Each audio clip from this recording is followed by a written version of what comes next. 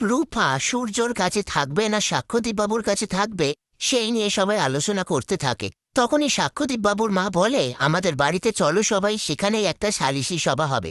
এরপর সবাই বাড়িতে ফিরে আসে। তারপর সূর্য আর সাক্ষ্যদীপ বাবু নিজেদের মধ্যে বলাবলি করে যে রূপা আমাদের কাছে থাকবে, এই নিয়ে তারা ঝামেলা করতে থাকে। এরপর আরিয়ান গিটার বাজালে সবাই নাচ গান করতে থাকে। সেই সময় সাক্ষ্যদীপ বাবুর মা এসে বলে, স্টপ ইট, রান্না করতে করতে গ্যাস ফুরিয়ে গেছে। ছেলেটাকে কখন গ্যাস নিয়ে আসতে বলেছি, এখনো এলো না। তোমরা আবার পরে নাচ গান করবে, এই বলে সাক্ষ্যদীপ বাবুকে ফোন করতে বলে। ঠিক তখনই মিশকা ছদ্মবেশে সাক্ষ্যদীপ বাবুর বাড়িতে সিলিন্ডার নিয়ে এসে রান্নাঘরের দিকে চলে যায়। তারপর আবার সবাই মিলে নাচ গান শুরু করে দেয়।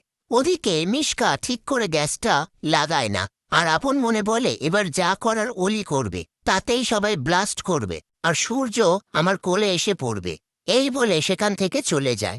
এদিকে সূর্য আর সাক্ষ্যদীপ বাবু আবারও রূপা কোথায় থাকবে সেই নিয়ে ঝামেলা শুরু করে দেয়। ঠিক তখনই জয় বলে, আমরা এতদিন পরে রূপাকে ফিরে পেয়েছি, আমরা সবাই মিলে কলকাতার বাড়িতে যাব, আর বৌদিদি আবার ওই বাড়ির বউ হয়ে উঠবে।